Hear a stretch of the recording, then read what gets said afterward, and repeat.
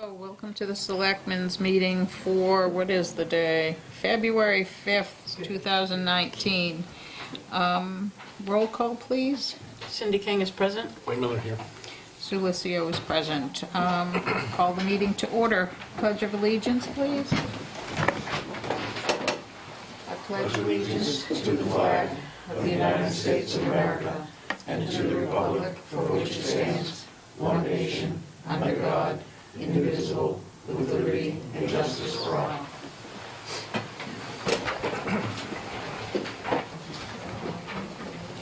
I'd like to announce that the meeting is being tape recorded. Is there anyone else here that is recording today? Okay. Chairman's additions or deletions. On 4.8, we rewrote that to make sure that we had an additional $2,400 for senior safety education. And the other thing that I would like to do for our public safety folks is push their stuff up to the front so they can go home and get some rest. Okay? Okay? Is there anything that either of you have that you would want to put off for another meeting that isn't urgent? Because we can do that as well. Okay. Public comment period. Yes, Lisa. I've been having trouble for some time now getting any public records requests filled without going to the state. And I don't understand why. The only thing I can say is that's not under us, that's the town clerk, so you'd either have to deal with the town clerk's office or the You guys state. have no say over how they, and who fills them and pushing that person along to fill them? No? Okay. No. Also, and when you go on the town website, there are no minutes before October of 2017. I think they're in a folder right next to It it. says not found, 404 not found. It's been saying that since the new website's come up. The link's broken. You can look into it. The link's broken, yeah. We'll look into it, Lisa. Thank you. Anyone else? Okay. I'm going to, with the board's permission, move down to start taking up the police and fire stuff, okay? So we're going to skip around a little bit if that's all right. Moving down to 3.2. Appoint Cheyenne Harrington as, oh, it does say full-time police officer. Oh, this is a different one. Full-time police officer to the Townsend Police Department for a term effective February 5th, 2019 to June 30th, 2019, contingent upon the passing of a background check and medical exam with a one-year probationary period. Could I get a motion, please? Move the board appoint Cheyenne Harrington as a full-time police officer to the Townsend Police Department for a term effective February 5th, 2019 to June 30th, 2019, continued upon a passing of a background check and medical exam with a one-year probationary period. Second. Been moved and seconded. Any questions on that? Welcome aboard. All those in favor? Aye. Aye. I'm sorry, 3.1 is one of theirs too. Okay. Appoint Jonathan Ryan Moore as a paid-for-call firefighter for the Townsend Fire EMS Department, contingent upon the passing of medical exam and query check with a one-year probationary period for a term effective February 5th, 2019 to June 30th, 2019. Move the board appoint Jonathan Ryan Moore as a paid-for-call firefighter to the Townsend Fire EMS Department, continued upon the passing of a medical exam and a query check with a one-year probationary period for a term effective February 5th, 2019 to June 30th, 2019. Second. Questions?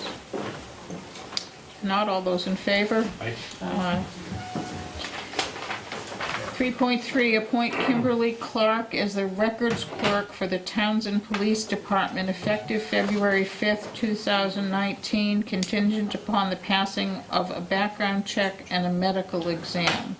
Second. Oops. I move the board appoint Kimberly Clark as the records clerk for the Townsend Police Department effective February 5th, 2019, contingent upon the passing of a background check and a medical exam. Second. Should that have a one-year probationary period? And/or a query. You would, yes. Could we add that? I amend the motion to include a one-year probationary period and a query check. And I second that. Been moved, seconded, and as amended. Questions? Nope. Okay, I have a question, Chief. The backup that you gave us for that said part-time, but then at the end of it, it said It's budgeted 32 hours. So you're hiring this as a full-time position? because of the 32 hours. Originally, we had thought to hire 2 people to split it, and that just didn't seem to come to fruition as we were interviewing. We went with the one person instead of trying to get 2. Okay, and it's budgeted at the 32, is that correct? Yes, So you have enough in there for benefits as well? yes.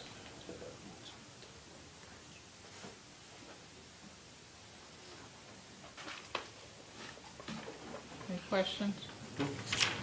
All those in favor? Aye. Aye.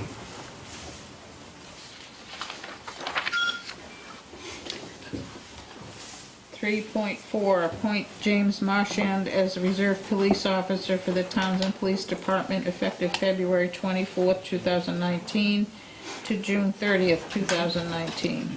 Move the board appoint James Marchand as a reserve officer to the Townsend Police Department effective February 24th, 2019 to June 30th, 2019. Second. Moved and seconded, discussion? Congratulations on his retirement. Yeah. I know, really. Yes. For those of you who don't know, we've received a retirement notice from Mr. Marchand, and he's still gonna work for us, though. He is. That's great, Good.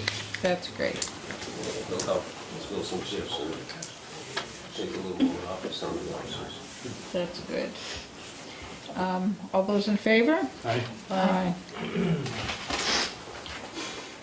And I think 4.4, discuss review request to adjust reserve police officer pay rate. Jim? I defer to the chief. It's the Chief? chief's issue. We've been having an issue with having our part-timers work. We'd like to see them work more. I think one of the problems is, at least two, one is they work full-time jobs, a lot of them. But the other is that the pay is really not consistent with what's going on in the area at this time for part-time people. The current rate is $18.80 an hour. It's been that for about as far back as we can see. In review of 10 towns in the area, the average rate was 23.18 for part-time patrol officers. We thought that the 23.10 to 28.46, depending on the years of service, is appropriate. I think that will get us to a point where our part-timers will work more, and which will help us again with our staffing issues and having to hire overtime, fill spots. Questions? When was the last time this was adjusted? The deputy did the research on it, and I'm not even quite sure you could ever Sure. find it. I went back as far as I could. The only thing I could figure out was that at some point it was tethered to the hourly rate of the officers at the time. It just was never adjusted either through COLAs or any sort of steps or anything like that. I literally couldn't find the origin of it. Okay, so So it made sense to... it's time, Forever. basically, is what you're telling me. What's that? So it's time. Yeah, and again, I think it makes sense to tether it to a pay rate that actually changes with the with the times, and if we tether it to that day shift patrolman's rate, it seems to always at least keep consistency with the patrolman that we have out in the field. Okay. And we did budget, our budget reflects that Okay, so it's rate, in the plan. should it be higher. Okay. So as long as the budget gets approved, you're okay. Yes. I do have a question. The day shift patrolman rate, is that those union? Correct. Yes. There's 3 rates of pay for each shift.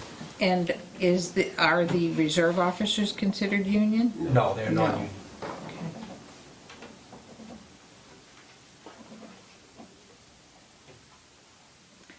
I'm okay with it. It's worth it to me. Yeah, absolutely. Okay? Move it. Yep. Which one is, We're, which rate is it? we're at. The range, 2310 to 2846. No. That's the day rate. She's looking at it. A review of 10 area towns, blah, blah, blah. To 28. Mr. Kreidler's correct, the rate we're asking for is that range. That that Mr. 2310? Kreidler had. Okay, I just want to make sure I got the right numbers. And it's depending on years of service. Correct. So it's similar to the way that it's written in the union contracts. Service or shift? So I move the board approve the Is it based on service? pay or rate shift? adjustment for reserve officers to match the day shift patrolman rate, range from 2310 to 2846 per hour, depending on years of service. Madam Chair, Yes. could I suggest perhaps just capping it at tethering it to the day patrolman's range without listing the numbers, because then it will It will forever change. run with that instead of getting locked again. Okay, That makes sense, Chief? I'll pull that back then, since it wasn't. Okay. I move the board adjust the pay of the reserve officers for the day shift patrol, to match, tether to the day shift patrolman's rate, depending on years of service. Second. Like it. All those in favor? Aye. Aye.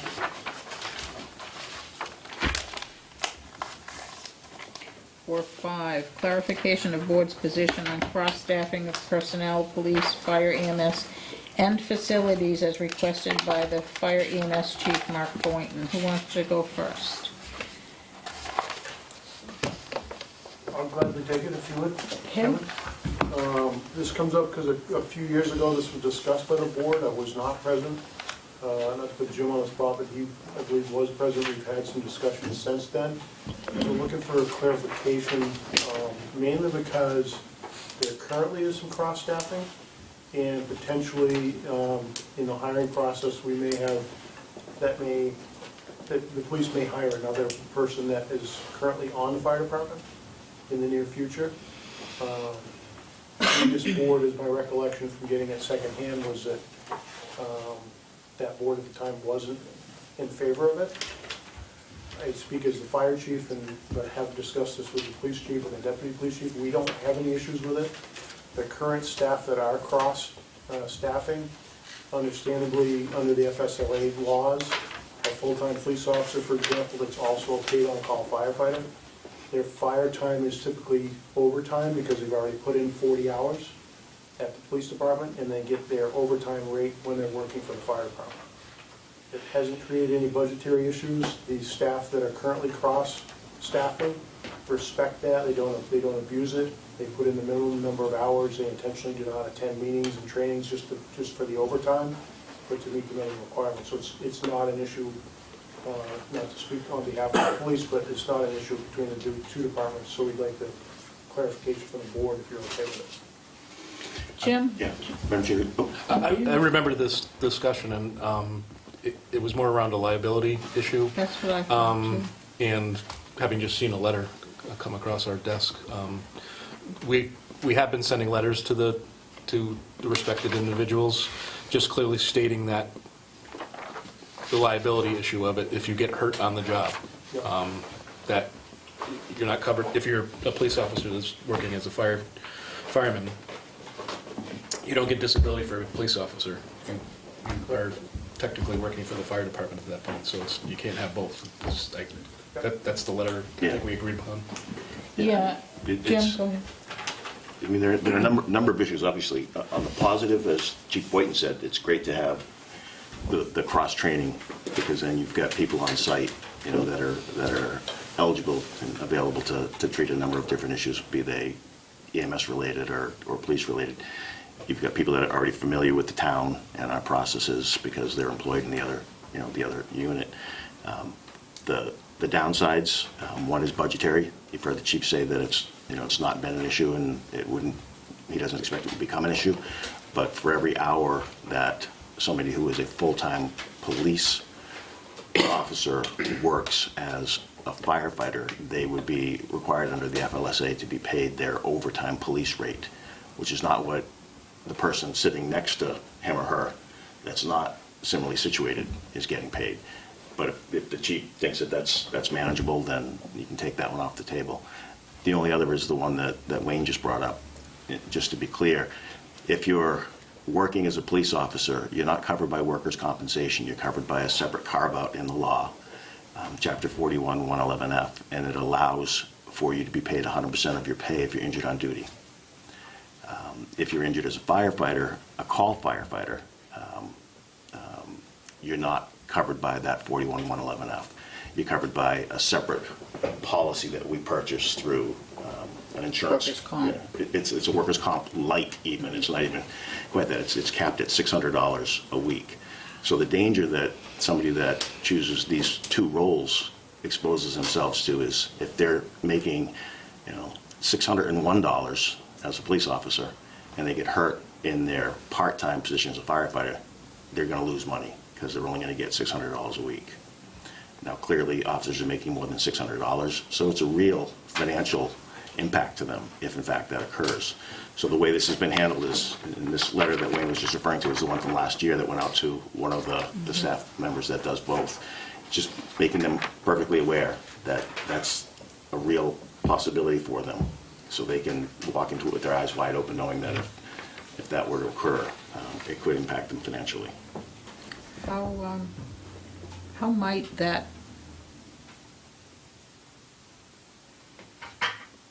how might it get fixed so that that isn't the case? Is there any way to do that? I've not seen it, but I mean, as a general rule, you can insure anything you're willing to pay for. So is there an insurance product that could be purchased that could replicate the value of a 111F injury payment?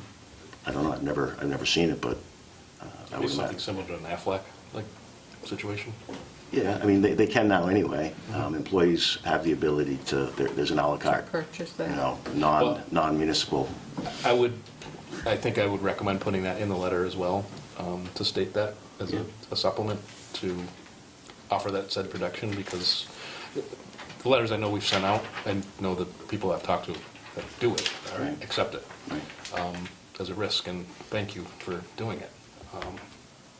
So I'm fine with just adding that portion of it. I have no issue, if the chiefs have no issue with it, then, and whether staffing problems that we continually fight, I don't think we can turn down help when people want to do it, so. I think that makes sense. And one thing that was talked about a little bit is when that person is working the other job, they bring something to the job, especially a police officer who's a paramedic, has those things. That he's not gonna go to a police call and not use those. Right.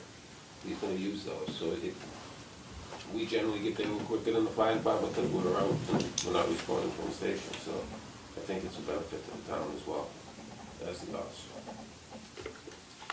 Cindy? I have one kind of a offside comment, but on the same topic. I think I might have brought it up. I had read about this when we're talking about the letter. I don't think it's being done in Massachusetts, but I was reading, I think it's in either Governing or ICMA magazine, PM magazine, that some departments in other parts of the country, because of staffing shortages in both departments, are hiring people to be both a police officer and a firefighter. So you go to both academies. You're fully qualified to be both.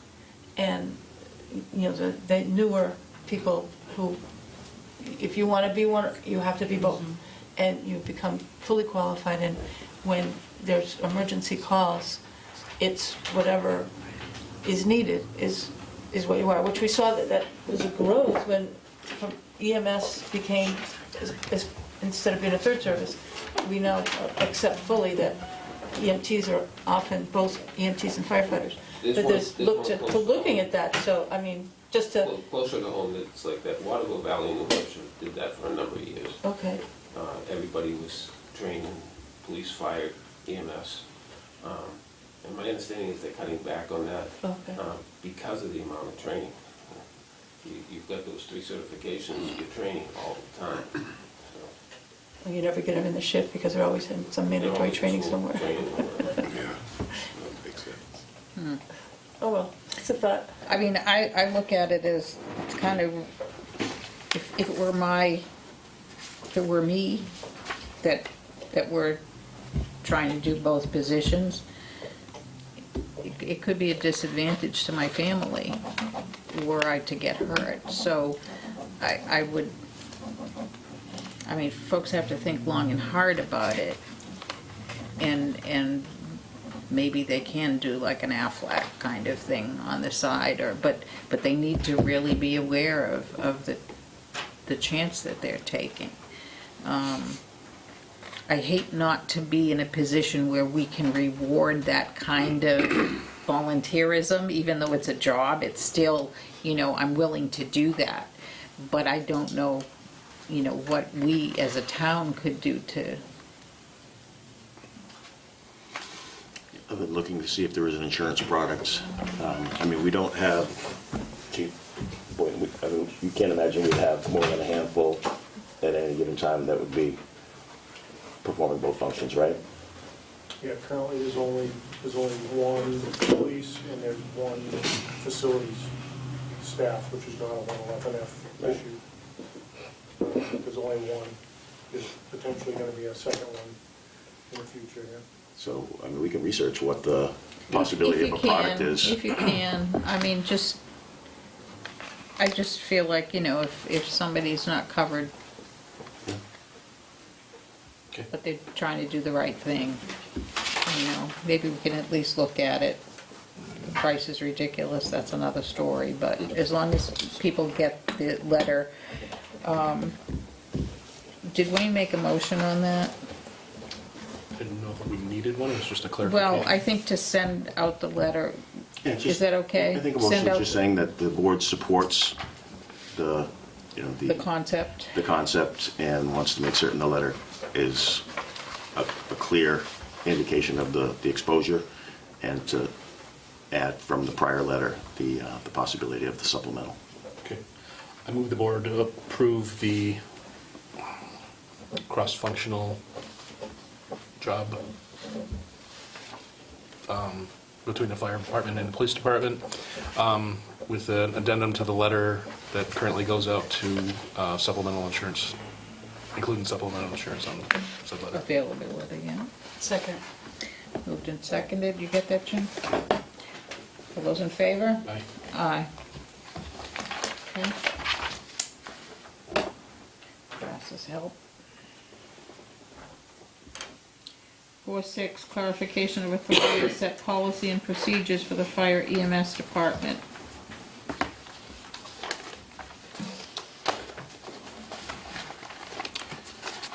Madam Chair, this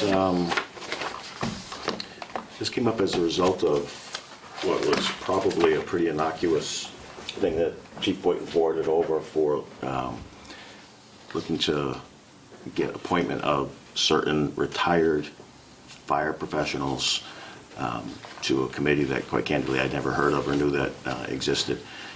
What it shone a light on is the issue of policy making for the fire department. And as a town-approved strong chief position, does the fire chief have the sole ability to set the policies?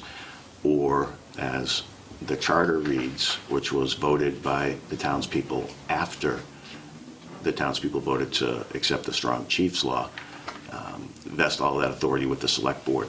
So there's ample case law on this that talks about the first attempt to read all of the documents together as a whole, and to the extent that they can be read together and there's one answer, then that's the answer. The cases go further to suggest that if you try to read them together and you have multiple answers, you go with the one that was more recently adopted by the citizenry. We do have a writing from town council that should be in your packets on this matter. It lists a couple of those cases. The takeaway from that letter when I read it from council is that because the charter came in after the strong chief, that authority vests with the select board. Having said that, you have the ability to delegate, because I don't think any of the three of you would suggest that you are in a position to make policies for the fire department. So the way I've seen that work in other communities is, while the policy authority vests with the board delegates that policy authority to the chief, with the proviso that, mirrored very much after the strong police chief law, that any policies and procedures presented come to the board, and if the board hasn't responded, either accepting or rejecting or amending within some number of days, they go into effect. That way there, in terms of the legal structure, you still retain the policy setting authority, but operationally and practically, it rests where it belongs with the professional, the subject matter expert, the chief. Would that be your recommendation? It would, if, and again, I think that's what council's recommendation is at the end of the day. I think the way to massage it to make it make sense is to try to replicate the police side, where there is that 30-day window that the chief's not going to get hamstrung and present policies and have them just linger before the board for 6 months. If within 30 days you can't, right, within 30 days if you can't, take some action on it, they automatically go into effect. And Cindy, do you have any questions? No, not at the moment. My only concern with that is 30 days too long. Well, it's 30 days for the police. Oh, it is? Okay, so Yeah, there's it. that's standard for And the, it can be shorter. I mean, Yeah. if the fire chief brings in a recommended policy that he needs done urgently, you take that as a part of your calculus when you meet that next 2-week period, because you meet essentially every 2 weeks. so basically, it's if you don't do anything at all, it automatically goes into effect in 30 days. But you can do something quicker than that. Okay, I'm fine with that. I can take a What about the piece that's personnel policies? personnel policies, again, if you try to read everything as in a holistic fashion, the personnel policies and procedures manual vests all of that authority with the select board as well. Right. So that function runs to the select board. So do those need to be delineated? Would you recommend that, Well, or? that's part of the charter discussion you're having now. There are a list of positions that are expressly delineated that it affirmatively states the select board hires a police chief, a fire chief, and down the list. There are other positions that aren't delineated, and the legal opinion you got from KP was that doesn't mean that you don't appoint them. Right. Because, just because it says you don't specifically, doesn't mean that they go to somebody else, so.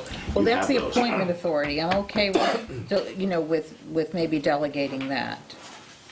Okay, not the appointment authority, the policy stuff. Right. Okay, but what about personnel policies per se? Right, what I'm trying to explain is the personnel policies that exist today say that the hiring authority, the appointing authority is you as a board, period, full stop, unless it's carved out as something else. Oh, I see what you're saying, that's So you- within that. Right, it's already there, and those have been adopted by the town, so those are the documents that govern.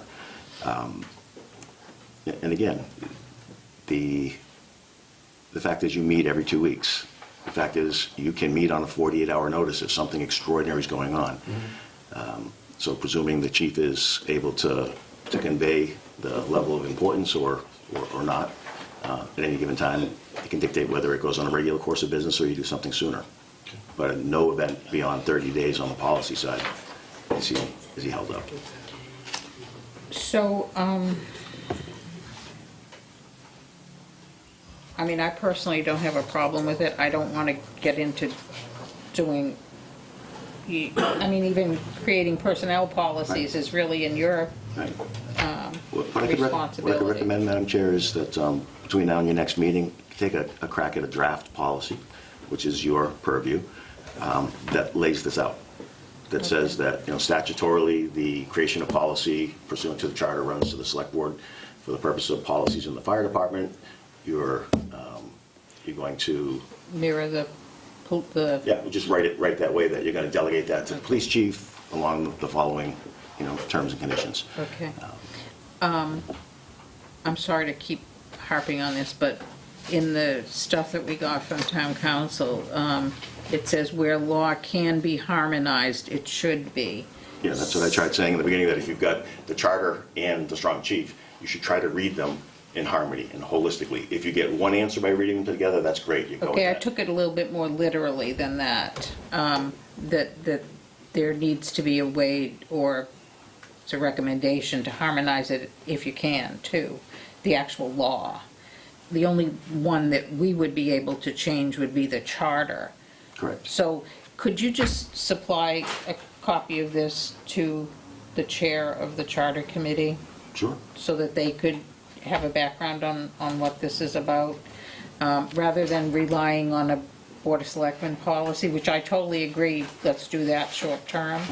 Okay, but does that make sense? No, that's perfect. So short term, or, short term, is it sufficient for us to ask you to put together a draft policy? Yep, I can get that for your next meeting. What we'll do, Chief, is at the next meeting, we'll do a first reading, there'll be a second reading at the following meeting, okay? Is there anything urgent that you need prior to that? A couple of questions come to mind. One is just understanding the process the police go through, because I know many of their policies are as sensitive or more sensitive than ours. Is how does that work as a public record? If, for example, an active shooter or a terrorism or a bomb threat policy is not necessarily something we want people to be able to get their hands on or to be read at a public meeting. No. How does that work? Yeah, Madam Chair, to the extent that there's an executive session privilege that would apply, Okay. then it would be done through executive session. So if there's a policy on active shooter, you obviously don't want that posted on the bulletin board. You go in under the exemption for, it could be, criminal threat. Okay. So you basically just find the place that it pigeonholes into the executive session exemptions. Okay. And then assuming that this is the direction that we end up going, I'm going to assume or look for clarity that I've written policies over the last 5 years that have not been approved by the board. We would then, I just put all of those forward and adopt them all at once. Yeah, there Because is, we're kind of in limbo right now. there's some That's confusion. fine. Yeah, there's some confusion because there are some policies in the minutes of the select board that have been approved by the board. They may be a very narrow band of them, but some have. So to the extent that you believe there are those that have not, submitting one packet of all your policies, which is what the police do, when they make their edits, if it's a small thing, they'll send one, but generally it's, here's the book.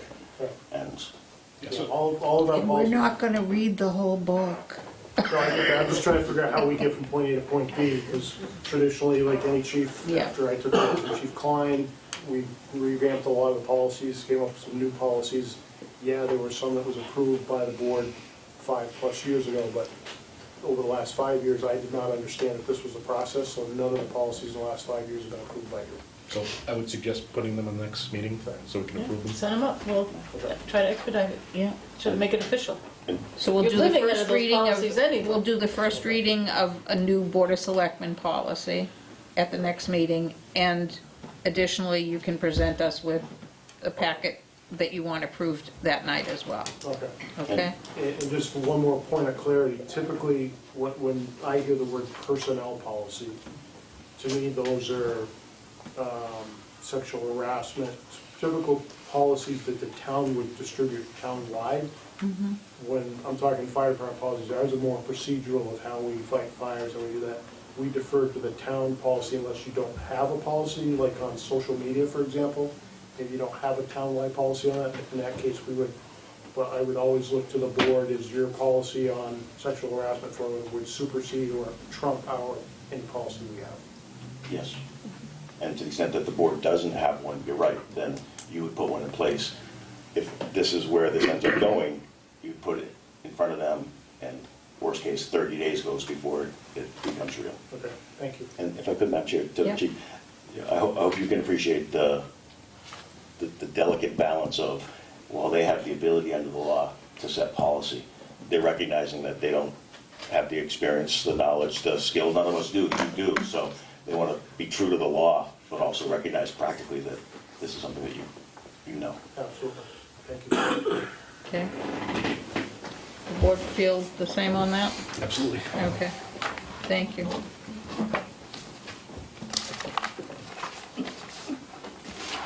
4.7, review approved signed letter of support for the DTLA grant. Could I get a motion? I move the board approve and sign the letter of support to the DTLA grant to fund a feasibility study for the Ashby Pepperell and Townsend Regional Dispatch as submitted by the Fire EMS Chief.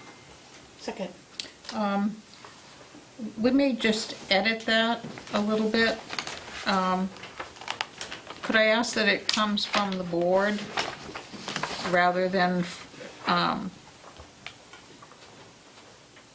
He's got it structured to come from the board now. I think Yeah. just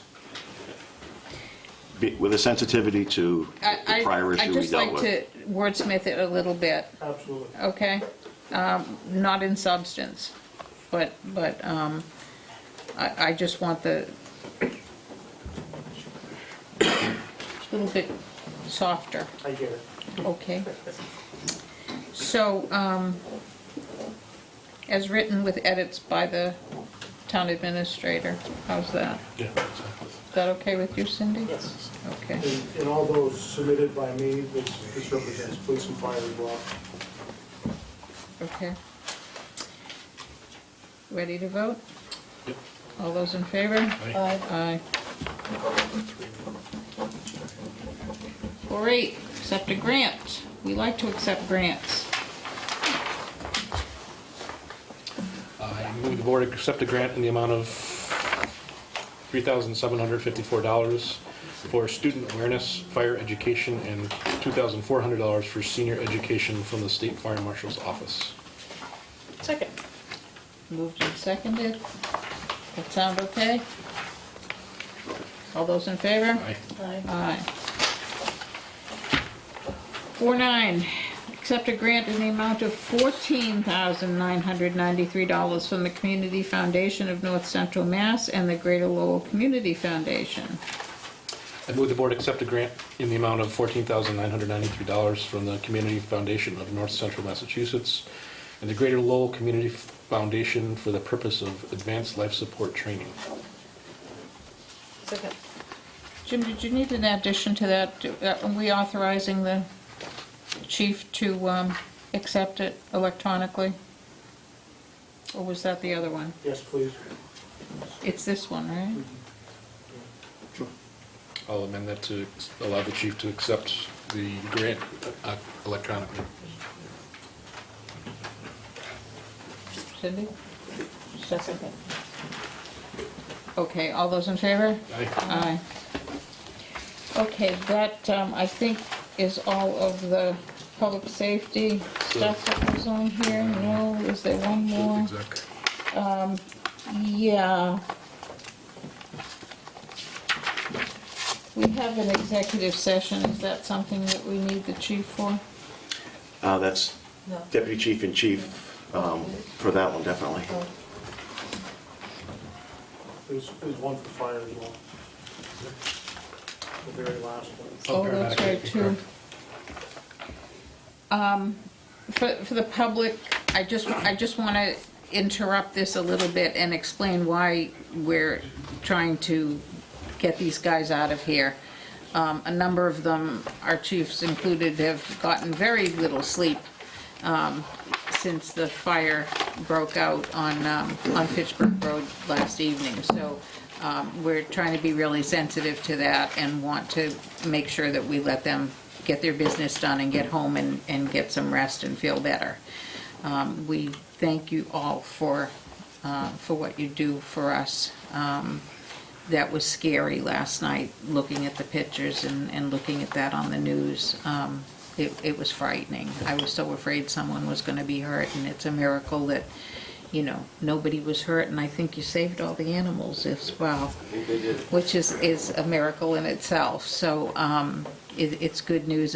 It's not good news for the people that were displaced, but my understanding is that our agencies have all worked together to very quickly try to find housing for all of them and give them the support and things that they need to start over. So we really appreciate it. Thank you very much. If you don't mind, Madam Chair, I can give you a brief update. That would be wonderful, thank you. First, I want to publicly thank Townsend Fire and EMS. They did an incredible job last night. All the mutual aid companies from all the surrounding towns, I won't list them if I want to miss somebody. We did go 4 alarms. We had 24 units in that building. 21 of those were rented, 20 were occupied. Out of that, we sheltered 18 people last night, and 43 people a total of 43 people are displaced. And we're making arrangements, working with various nonprofits. Please check our website, the Townsend Fire website and stuff. There's a donation page that's come up through United Way, working with all the local nonprofits and some of the businesses to help these people out. Last count, we saved 8 cats, 3 turtles, a rabbit, and a dog.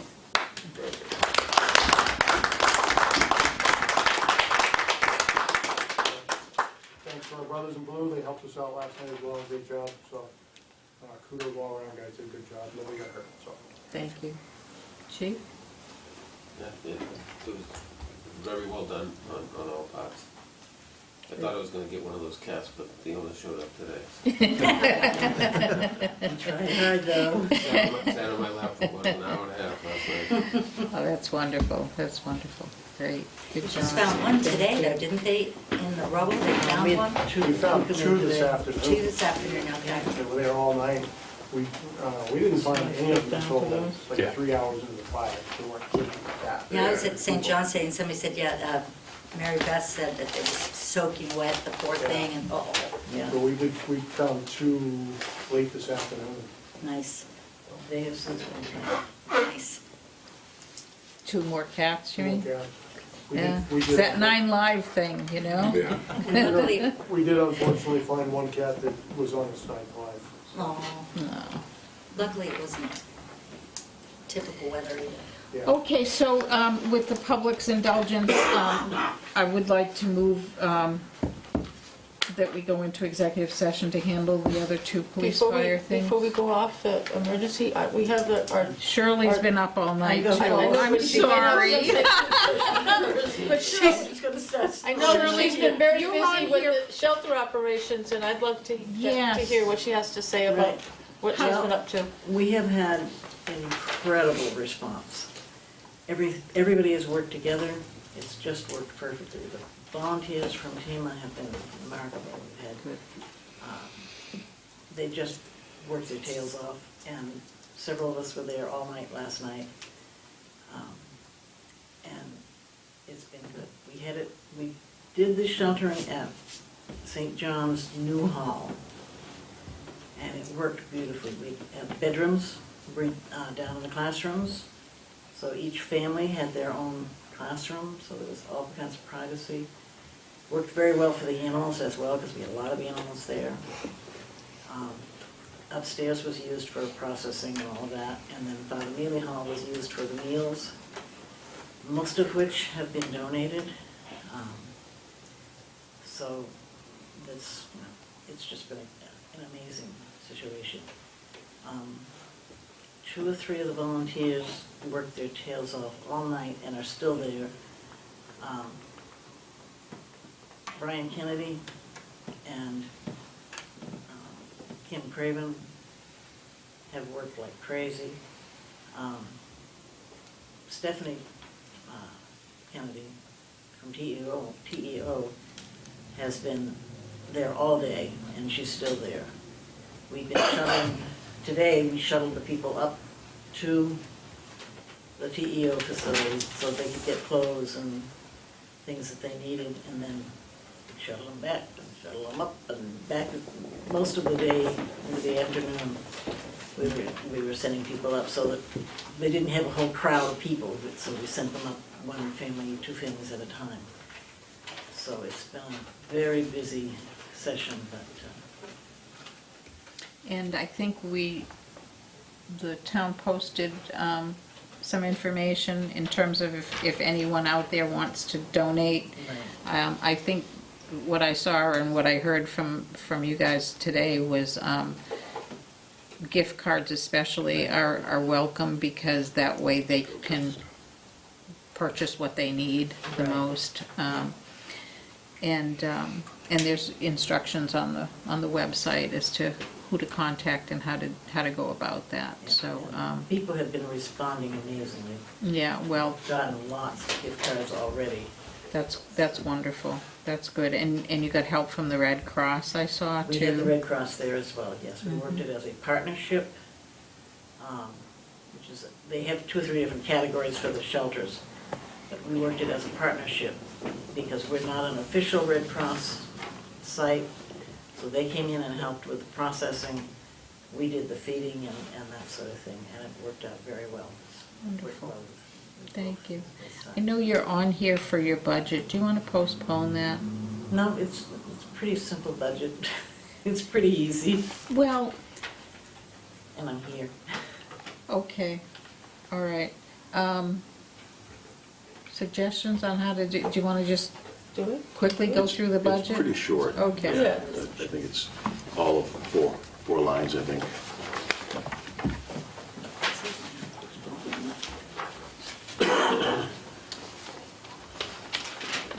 So, Madam Chair, what you'll see is reflective of last year's budget, which for the first time had reprogramming of some funding for communications for a cell phone that was finally provided to TEMA for emergency purposes. Additionally, this year you'll see a bumps being requested in travel and training because, not because members of TEMA haven't been doing traveling and training, but they've been doing it and paying for it themselves out of pocket. So this will be an attempt to put money on the table to be able to reimburse them for their registration fees and their travel. So with the exception of those 2 changes, it is as it was last year. You have a line for a stipend for the director of $2,186, repair, maintenance of equipment, $691, office supplies, $109, communications, $800, and travel training, $1,500. That's the entirety of it. Based on some conversations that I had with Kim today, she may have some suggestions for a couple little things to add to that. I think, when you're in the midst of doing the work, you realize, oh, we could really use an X or a Y. So we'll kind of keep that in mind too, because we have a live example of what happened, and sometimes that's the best way to determine what your needs are. So as far as I'm concerned anyway, I think we should kind of leave that one open. So if you want to have some more discussion, maybe with Jim about that too. I don't know what those things are, but sometimes, this is an example too of grant building, like whatever those things are, or whatever things after action review you guys come up with after this disaster, and maybe even suggestions from the Red Cross to what kind of grants might you be able to apply for. Through even the community foundation grant like the chief got. There's a number of places that you can get a few $100s here and there for disaster mitigation, so, and preparation and training. Okay. So, We've got a little bit of time. yeah, okay, but are we gonna, we just Just information. Just It's just information. information at this point. Thank you, Shirley. Okay, thank you. Get some sleep. Well, we go back to the site first, but hopefully it'll be. Lisa, I was just saying, why can these guys look like they're falling asleep? Can you postpone their sessions? do that next week? I don't know if they wanted to postpone them. I asked that at the beginning, and I Oh, think they okay. want to just get it done and move on. So if the rest of you would excuse us, I move the board move into executive session pursuant with GLC 30A21A3 to discuss strategy with respect to collective bargaining or litigation in an open meeting may have detrimental effects on the bargaining position or litigating position, and the chair so declares. Hey, John? Ask me, police union grievance. and this chair does declare. Second? To the chair, though. It's hard to hear. Second, Roll call, please. Cindy Windmill, King, yep. Windmill, yes. Sulicio, yes. And he's getting all of that, And yes. we will be turning to open session after. And I think you have a second Oh, one. yeah, executive session, I move into executive session pursuant with GL C-38-21A2 to conduct strategy sessions in preparation for negotiations with non-union personnel to conduct collective bargaining sessions and contract negotiations with non-union personnel, RE, MOU paramedic. Second, Tim. Roll call, please. Cindy King, yes. Windmill, yes. Sulicio, yes.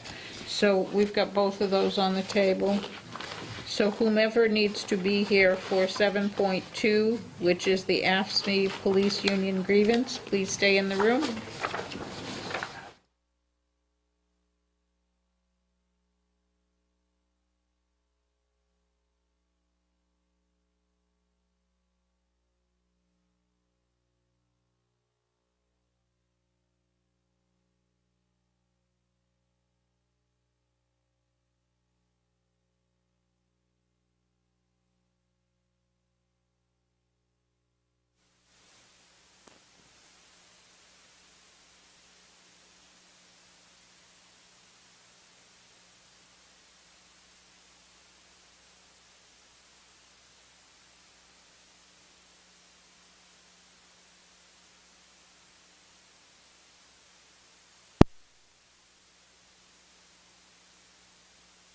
Cost examination.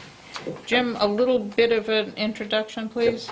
Very high-level background. This is a Chapter 40B development. So what that means is a developer can come in, and if they have a parcel of land that they want to build on, they can avail themselves to the benefits of Chapter 40B of the general laws that allows them to build with greater density, and they get certain other pieces of relief against local zoning.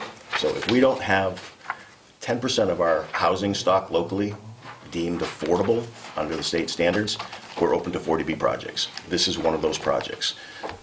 They're required as the owners, developers of the project, to be limited in the amount of return on their investment they can make. So the dividends that they can get paid at the end of the day and the rents they can make are capped. Every number of years, against a statute, they have to go through this process of creating a document that shows what their books look like and how much they've made and what the return on the dividend is and what the rents are. As a town, the other party to the 40B, you have the right, though not the obligation, you have the right to pay an accountant of your own to review these documents and make certain that they're not making more than they're supposed to have made. It's generally not done, although I have seen it done.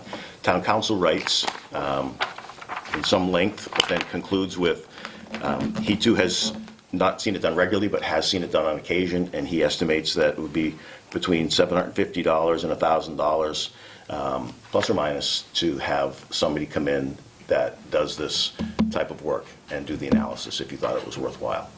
So it's not required, but if you wanted to, you could secure somebody's service to do the analysis. And we got some information from some of the CBA members as well. Yeah, you've got the whole packet here, including an email from, back last time it was reviewed. You'll see here, There was something from Dave Chanel. Dave Chanel. Right. He writes, given the limited impact on the cost certification, and even if we were to hire a consultant to review the impact statement, there's little that can be done in challenging mass housing's numbers. As Adam, town council, Adam's email below indicates, even with the challenge, mass housing is under no obligation to clarify or fix a suspected issue. My vote would be to save the town the $1,000 or so it would cost me to review and put it to better use. Just my 2 cents. Dave Chanel. I tend to agree with Dave Chanel's Yeah. 2 cents. So where are we in percentage of affordable in town? Under 5. Yeah, I was gonna say about 5, but probably Which is just. why Under five. Townsend Housing I looked it up Authority is the other day. It's trying to under five. find some kind of a worthwhile project. To bring in some affordable. Right. Okay. So we're going to say thank you very much, but no thank you, and Correct. just move on, right? So no vote is required on that. Correct. 4.2, review approved signed 2019 renewal for common victualler license application for Paul Pantajosi. How do you pronounce his name? Panagiotis. Pantajotis. DBA Ice Cream Factory, 7 Elm Street, Townsend. I move the board approve and sign a 2019 renewal for a common victular license application for Paul, you just said it and I can't say it now. Patagodes, doing business as the Ice Cream Factory, 7 Elm Street, Townsend, Massachusetts. And I apologize if I butchered your name. Second. You got Vittler right, though. Yes. Yeah, I know, isn't that funny? Okay, any questions? No. All those in favor? Aye. Aye, 4-3. Sign away. Thank you. Review, approve a one-day special license for Jennifer Climo. I move the board approve a one-day special license for Jennifer Climo, Townsend Congregational Church, in conjunction with the auction on May 4th, 2019, with sale hours from 6 p.m. to 9 p.m. Do I have a second? Sorry. We all set on this one? Yep. All those in favor? Aye. Aye.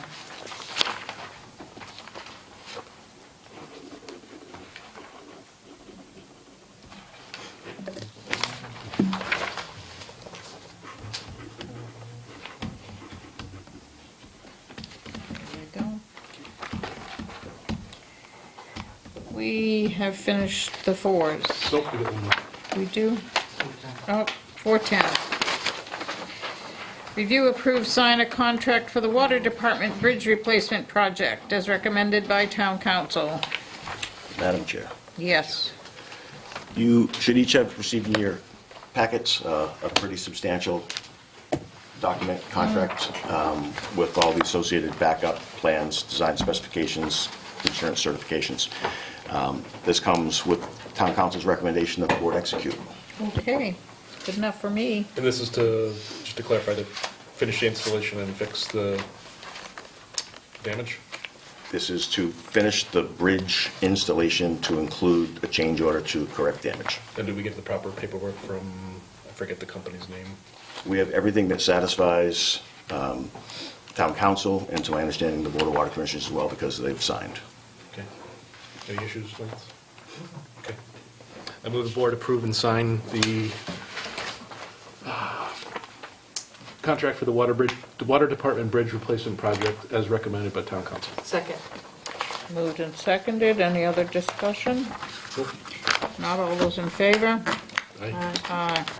Do you have it there? I do, and there's a side spot there for date, Okay. today's date. So that means they can start, I'm sorry? that means they can start working on it? They They're can start to finish. catching up, yep. Yes. They can start to finish? That's Start to better. finish. Thanks, Paul. This day, the 5th? So the insurance got worked out on that too. Yeah, the change of the certificate, yeah. Yep, thank you.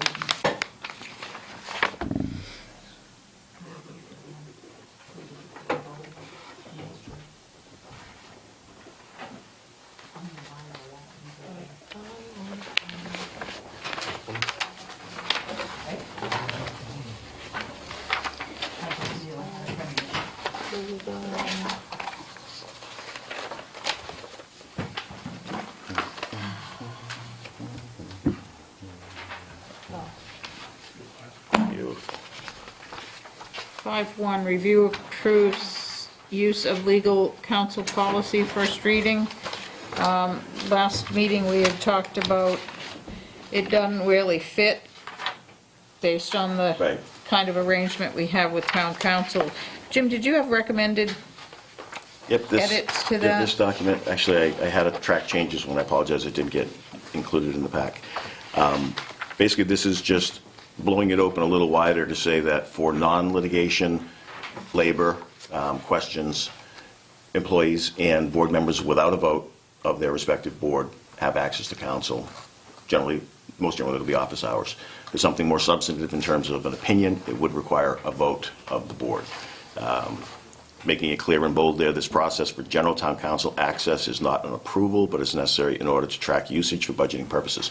So still going to be required to use the form if you want to go see council, because one thing council did make clear to us, for Sue and I, in our conversation was, while it's safe to say we can use them as much as we want under that retainer, they're business people as well, so they are keeping close track of what their actual costs are. And on any consideration of renewal, they're going to look at whether they made money or lost money based on our usage. So we still want to kind of know what we're getting into.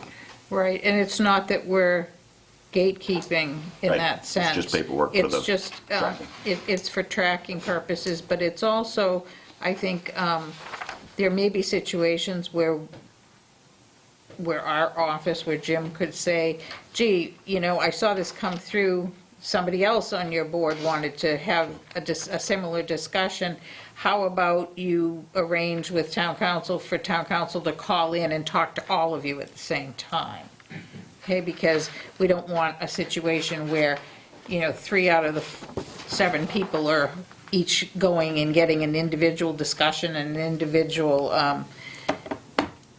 view of council too. I mean, that's telling us that there's something that maybe needs to be discussed with the whole board. And that would probably save some money as well. Sure. Okay, so I think I'd like, I don't know if you can put something in there about, with suggestions from the town administrator as well. Do you know what I mean? Yeah, you can, it's your policy. I would do that anyway. So if I see somebody, Okay, if I see it then come in I'm and not I know that we already have an opinion, or that another board member came through, Yeah. I would make that recommendation anyway, save everybody time, Yeah. have them call into your meeting so everybody's Yeah. hearing. Or the if you same knew that question. one of the staff was going to ask Yeah. a similar question, that was meeting with Right. town council But at I the don't same have, but I don't time. have the authority. I can make recommendations, suggestions. I Oh, don't have no, authority that's to gatekeep fine. anybody. But that's fine, okay. So, I mean, we don't have that in front of us, but I like the sound of it. You do in 5-1. I thought that it wasn't the one with your edits, though. It is, it's just not shown in track changes. Oh, okay, all right. Yeah, this has the 2 bold parts in I see particular. it. I see it. Labor Okay. and litigation is an approval that's required because that's on the meter, I see but it. general is not. Thank you. So can we get a I motion? move the board approve use of legal counsel policy at first reading. Second. Moved and seconded. Any other questions? Nope. Not, all those in favor, yes, Paul? So the form for using town council is not gonna change? It is. It's an entirely new one, which, Oh, once okay. it's voted to the second and final approval, this one will be the one that goes up online. Okay, Thank you. all those in favor? Aye. Aye. Okay, 5.2, discussion regarding Hart Library and future plans. For example, $500,000 capital bond. Jim, this one's yours. Sure. We did have a citizen who's in the audience again tonight that had brought this question up, and you'd asked to have it agended. During the last budget cycle, Senator Tran, on the town's behalf, sought and received a number of earmarks in the bond bills, both the economic development and the infrastructure bond bills. That doesn't mean that money exists and is waiting for us. It means that the idea has been approved and an authorization has been approved if the governor and his secretariats believe that it's a worthwhile project and they release some funds. Now, some communities that Senator Tran sought earmarks for have received their funds. There was a press release that went out just last week where 3 communities in his district did receive some of their earmark funds. About 5 months ago, when Senator Tran was in before you, the discussion was to pick one of the number of earmarks that he had secured and focus on that one. And the decision of the board by vote was to proceed with the sidewalk earmark and not, as a priority, the Hart Library earmark. So I know that the citizen who had the question is in the room. She had come in and asked what the plans were for the Hart Library. We had a brief discussion about the fact that any number of people have been talking about what they'd love to see it become, but there's really been little to no effort to actually secure the funding against a real plan, with the exception of the earmark. So she had asked that she be given an opportunity to hear what the board's plan is going forward with the Hart Library. If the plan is to revisit the earmark issue, either in conjunction with or in lieu of the existing sidewalk ask that you've got out there. So I guess that's kind of where the question lay, right? Is that fair? Yeah, anybody?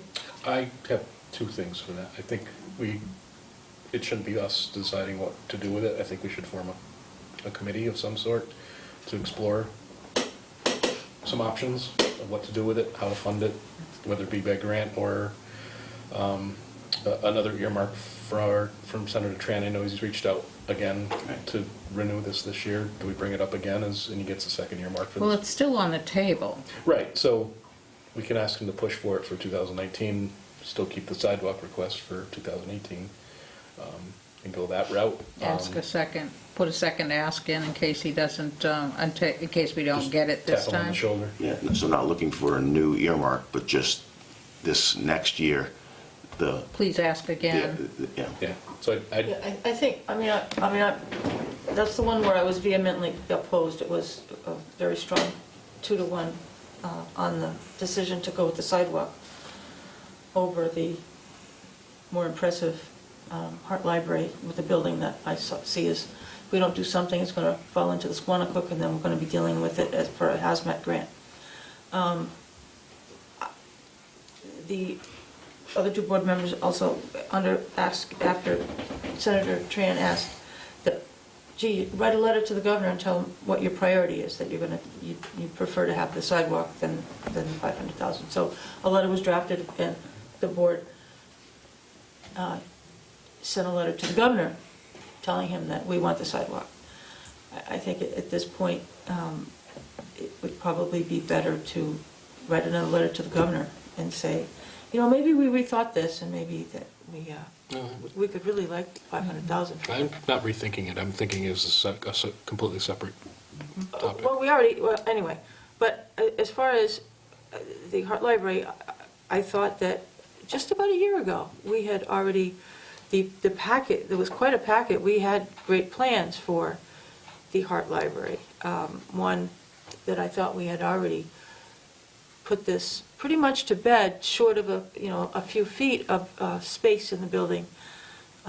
Most of the building was identified on what we could definitely need to do, and that is, we absolutely, we're in the cable room. This is it. This is all, and I think an unheated parking space in the garage out there that's shared with other departments. We don't have a cable access, we're talking about a cable committee having cable access channel. That's not even, we can't do that because we don't have a place. When Hartley takes that, at the end of this meeting, Hartley's going to pack that camera up and take it and throw it in the garage. That's the cable access channel. And our plans for the last couple of years had been to talk about using the grant to rehab the whole building, but to start working on other grants as well to get to create the studio in the Hart Library, as well as additional storage space, as well as we're desperately short of meeting space, as different changes that we've made in this building. We only have meeting room 1 or meeting room 2 now, and in this room, and the Great Hall. And if other people want to have meetings, they have to, I don't know, go to different corners of the meeting. We have two meeting spaces that are beautiful over at I was the, gonna say the library. yeah. That's still not enough, but the Hart Library, I mean, if we don't need the Hart Library for town business, we should sell it, which had already been determined about 10 years ago. But I think we really have use for it. We actually already got a grant approved for it. We actually, there was a grant that came through to do, we had an opportunity to apply for a grant for disability access to another almost $250,000. And we didn't even apply for it because we'd already, it didn't look like we were going to get the $500,000 from this earmark because we went with the sidewalk. So we didn't even put on the table the disability grant because it was no longer a priority.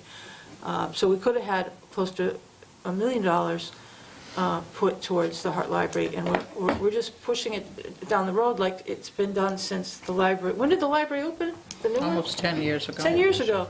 And this Hart Library just keeps getting pushed to the side, and, oh, we need another committee. We've had, like, I think there's been a few committees that have already gone through different decisions on this building, and I think the Board of Selectmen, regardless of who's on it, you know, it's this office, really, that can see downrange and already knows what the future needs of the town are.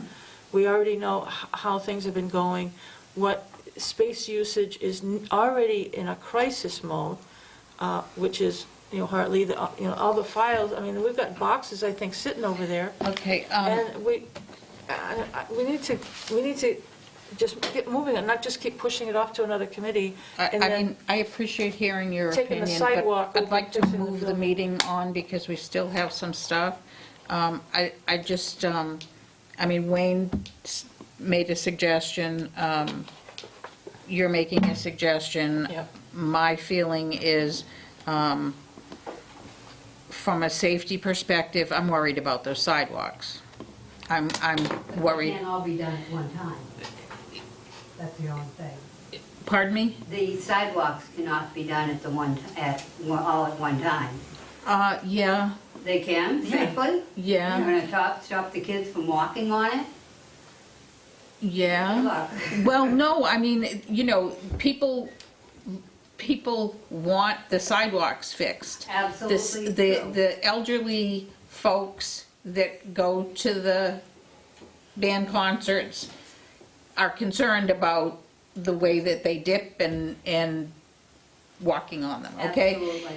And I'm just looking at that and I'm saying, all right, if I have to make a choice, that's my choice, okay? So my feeling is to send another letter, just send another letter on the sidewalks, okay? Because we haven't gotten that yet either, okay? And at the same time, get to Senator Tran and say, do you want us to push on both of these? Or if not, we're putting that on the top of our list for next year. You know, I mean, that's how I feel. Yeah, keep it simple. Do you want to vote on that? Nothing's changed, so it wouldn't require a vote, I don't think. no. Okay, but how long ago did we send out the first letter? It's been a few months. It's been a couple of months, but there have been a couple of follow-up conversations with the senator staff on it as well. But let's send another letter to the governor, Okay. is how I feel about it. You know, I mean, I think the library's a lovely building. I think that, you know, it's a shame that it's sitting there. We've tried a few times, like Cindy said, to do something with it. I would actually prefer that at some point someone think about how can we use that for economic development, not just for space, because space isn't gonna get us anything, but, We you need a know. cable studio, But anyway, unless we want to purchase property and build another building for the cable studio, and then, well, we could if have. that's what you want to do. We could have a discussion at another night, if you want to, on, the need for a cable space. But I don't want to get into that now. I mean, the subject was the Hart Library, and Yeah. I know, Okay. but we don't have the money for it right now, Okay. okay? So, let's move on. 5.3, board discussion to review and/or revise, approve the town administrator job description consistent with the town charter. Okay, did everybody get a chance to look through the job description? Yep. I received it when I arrived from work today. Okay, When I so got here. that was our homework, but that's Well, I okay. didn't get it. Okay. Did anybody put together a list of proposed expectations? No, I wanted to discuss it before I had. Okay, all right. So we'll stick with the first one, 5.3. To tell you the truth, I don't know. I mean, you haven't read it? If that's the case, I say we push it off to the next meeting. And come back with suggestions. I don't have any problem pushing it off to the last meeting, coming back with some suggestions. Please look at the town charter as it stands And that's today. attached. That's this part. And it's included there, and I don't know, I think the contract, no, we're not doing that, because it's not about Jim, it's about the position. And it's a pretty meaty, Just one. Yeah, that's not my contract, it's saying that the job description is a contract position. exactly, okay. One question, Yes, since it was a topic of earlier, is that the town charter is being adjusted. it doesn't matter at this point, okay? If we're talking about something, it needs to be within the current law. So this now.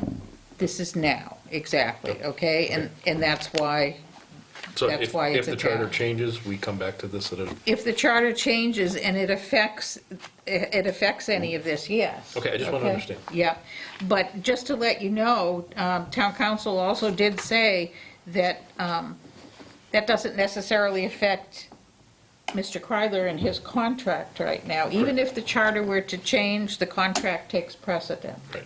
Okay, so, and that's why I'm saying it's not about the town administrator. And when I asked to talk about this, it really has to do with starting what I think is a good example, or to set a good example on a regular basis, reviewing the job descriptions. Yes. So this is our big job description, so I think to set a good example, we should review it. Yep. We should say, is there anything in it that should change, or that doesn't make sense, or that's redundant? And then the next agenda item is the expectations of that position. So thinking about the expectations in terms of, here's the list of things that we expect to see results on, and that we can measure results on. Correct. Okay? So I already did my homework, so I'm gonna give you guys each a copy of my assignment. Madam Chair, Yes. just very briefly, a good example, Wayne, Cindy, in supervision given, which is the 1, 2, 3, 4th paragraph down, the last sentence, it says that the town administrator hires staff. We know that that's not the case. Right. We have a legal opinion that says the appointing authority, begin to end, rests with the select board. So it may have been that that was how it was done in the past, but that's not what the charter says, and it's not what the legal opinion is. So that's a great example. And it's also, it's like hire staff. Well, does that mean you're the one that does, that position would do the interviewing? Right. And the So let's selecting? spell it out. Which is not necessarily the same as appointing. Right. Exactly. So that's a potential change thing. And Jim, I don't think, I'd love to hear your thoughts through the whole thing. I made a couple too. of notes just that aren't consistent with what we know, Okay. the charter Do you want or to the point legal them out opinions. now? Well, right in that very sentence, hire staff and then discipline staff. There's nothing in the charter that provides the authority for the town administrator position to provide discipline. Okay.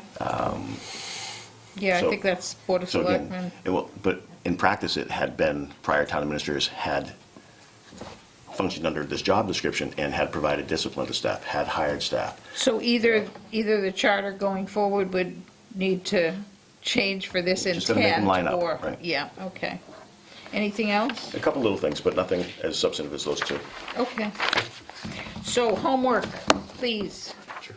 okay, is to put together things that make sense from an expectation perspective, and that takes care of 5.3 and 5.4, but please put those on the next agenda.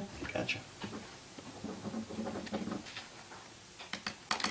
5.5, approve, sign an addendum to the personal services contract agreement between the town of Townsend and the town accountant. Madam Chair, you voted to do this already in executive, but in order to affect it, it needs to be voted in public, so that's what this is before you for.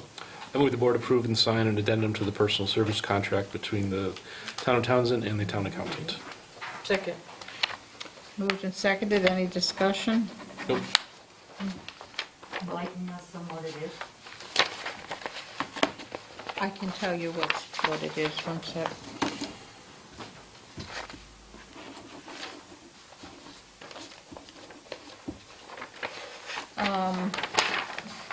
Basically, for kind of going above and beyond, we've given agreement shall constitute an addendum to the contract agreement between the town of Townsend and the accountant. The town accountant performed duties outside of those regularly required of her under her job description and in the absence of the treasurer collector. And those additional duties extended from August until the end of January. So therefore, the Board of Selectmen and the town accountant hereby agree that a one-time, non-precedent-setting stipend of $4,000 shall be paid to her. Okay? Thank you. Okay. Next. 5.6, approve, sign personal services contract between the town of Townsend and the treasurer collector. This is the new position. Correct, the new filled position. The version that you have before you this evening comes with edits and recommendations from town council. They are nearly in total found under general provisions, section 11 on page 5. They're pretty standard boilerplate pieces of language, and while prior Labor Council didn't think they were necessary to have, current Labor Council believed that it was important to have them in there, so they have been added. It's actually, it's been on your desks out there, because I know Cindy's actually already signed it, so. No, I didn't see it. I didn't see it either. So you've already voted to do it, subject to Yeah. town council's So review and these edit. these include the edits from town council? That's everything that town council wanted to see added. So everything you've already approved, including town council's edits, so it's I'm just, good with it then. it's just a public vote to execute. I move the board approve and sign a personal service contract between the town of Townsend and the treasurer collector. Second. Moved and seconded. Any other discussion? Nope. All those in favor? Aye. Aye. Yeah, I'm good with it if, Kate went through the whole thing. okay.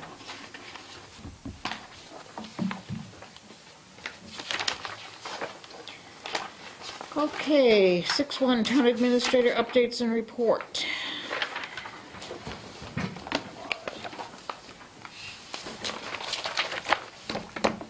Thank you, Madam Chair. I'm going to go off of the actual report that was included in your packets, a copy of which I just stole from Cindy, because mine's not here. Okay, I got to look. So personal updates. You don't have I just took it. Mine. it? Here. No, I already read it. No, I gotta look something up anyway, go ahead. Personal updates, trainings. On January 23rd, 2019, we conducted a specialized training session for the new requirements that municipalities follow OSHA regulations through the Office of Workplace Safety and Health.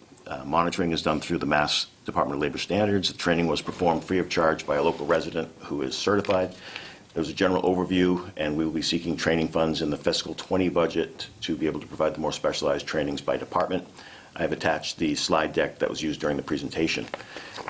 So if you look at the first attachment, you'll see the slides that were presented. It was a pretty lengthy presentation. You've got 34 slides here. So we had all department heads in the training, and once we begin the more tailored stuff, you'll see a bigger focus on those that it's most applicable to: highway, water, police and fire to a lesser degree, conservation to the extent that employees are out in the field doing things. So we'll most likely not be getting that training for free. So we'll be looking to put some training money into the budget for that. Questions? I do have one. It takes, or it just took effect the 1st of February, right? Correct. Is there anything that the trainer recommended that we could do to make sure we're up to compliance right now? With what we've just done, we're considered compliant for the schedule that's the implementation schedule. Okay, So all right. Is it's- there it's a anything good- that? It's a good faith effort, knowing that this is a big change for municipalities. Okay. Historically not being subject to anything remotely resembling OSHA. I guess I'm thinking more in terms of what are the actual OSHA requirements that we might not be in compliance with? Like the labels. Yeah. If you go through the slide deck, there are a couple of things that I know they spent. To tell you the truth, I'm not worried about police and fire because they are crazy about that kind of stuff anyway. But our other departments, handling of chemicals and safety gear and stuff like that, that we might not have paid quite as much attention to.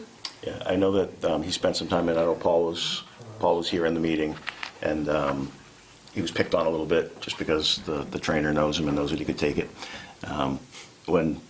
During the training, when the trainer used you guys as an example for your data sheets and having everything labeled correctly, so there's no concern that his department from the chemical side of things has any concern. Some of the bigger things we're going to run into are, if we're doing a dig and there's not a trench box. Oh, yeah. So even though we might not do the digs ourselves, there was a recent issue, what the frost ledge gave way on the edge of the trench, and somebody wrote it down. Yeah, it's still under investigation. Okay. So, we have done things the way we've always done them, and we weren't required to do them any other way. We're now going to be required to do them a little bit differently. So, and that is going to be more for highway, water, cemetery and parks, the folks that are out boots on the ground more than the rest of us. I guess and I understand there's an implementation phase and all of that, but if we can avail ourselves of the kinds of information we have now and be as proactive as we can in putting some of this stuff in place Yes. prior to having to do it. And that's what the initial training was about, just identifying with the department heads in the room where their particular area of concern is going to be. The specialized trainings are going to drill down more deeply into what those data sheets need to look like, where they need to be kept.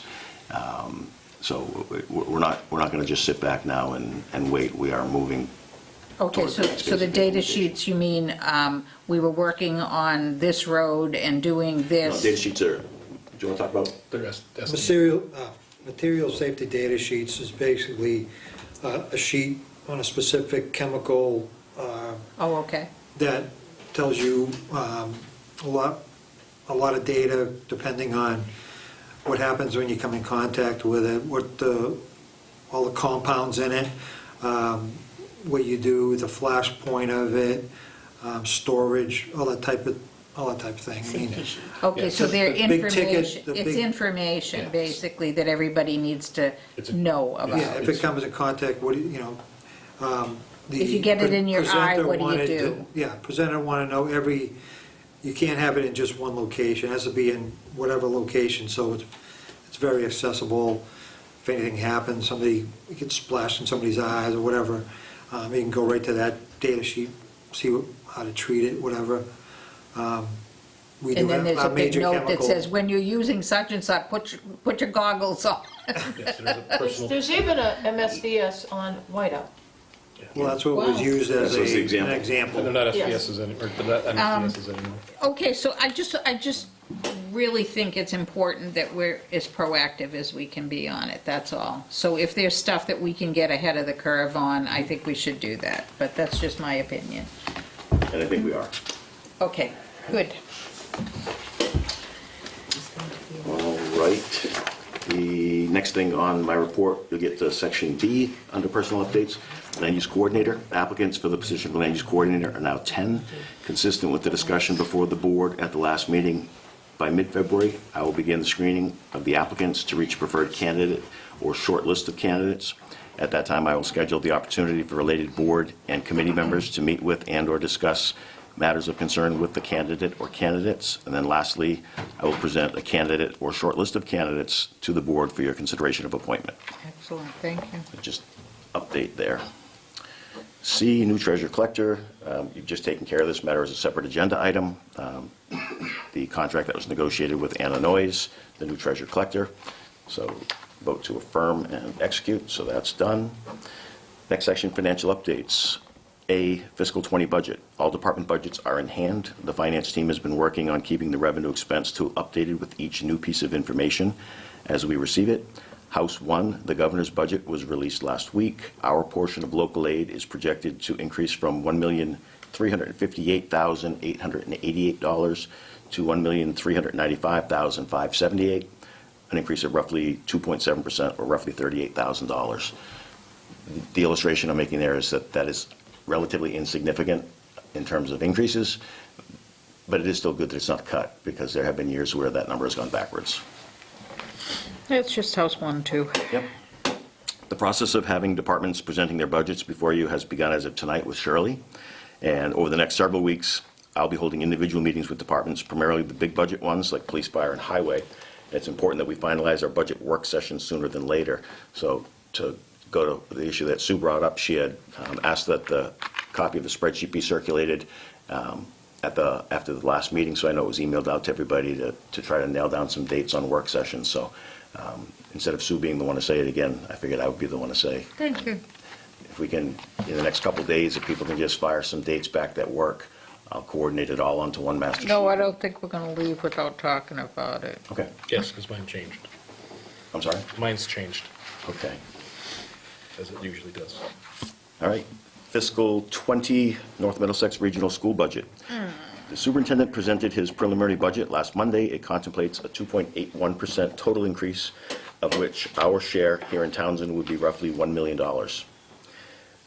This is an extraordinary increase for us to consider. I look forward to engaging with the superintendent and the school committee members in this matter over the next few weeks and months in an effort at assuring that our local obligation to fund the schools is met, but in a manner that is cognizant of our real limitations on our ability to spend. And we have meetings coming up. There's going to be the joint meeting that's been scheduled.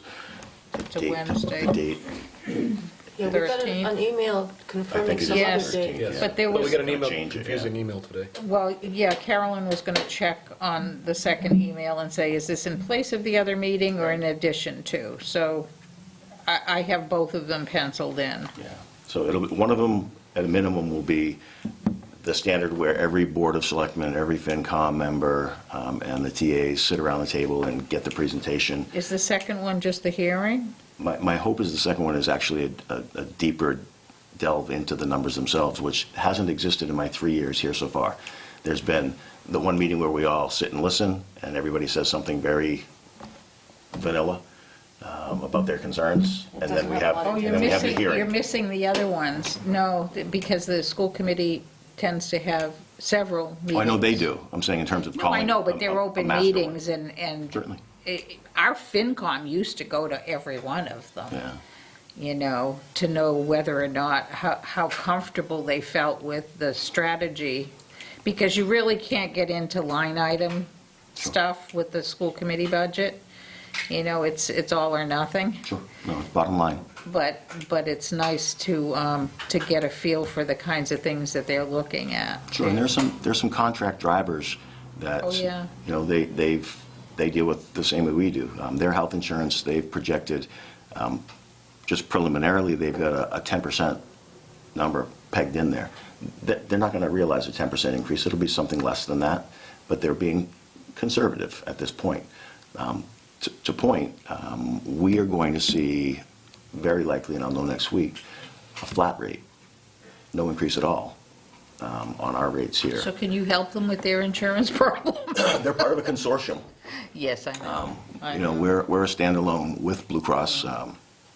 You know, they're part of a self-insured consortium. We're not. Yeah. We pay rack rate, so it's all tied exclusively to what our utilization has been. And Okay. they take what the trend says, what your utilization was, and it generates a number. Okay. You know, they have union contracts that they settle that are also drivers. So there are things that they don't have the discretion at this point to be able to cut, while there are some things contained within that, that increase that. Yeah, been there, done it. There is some discretion. All right.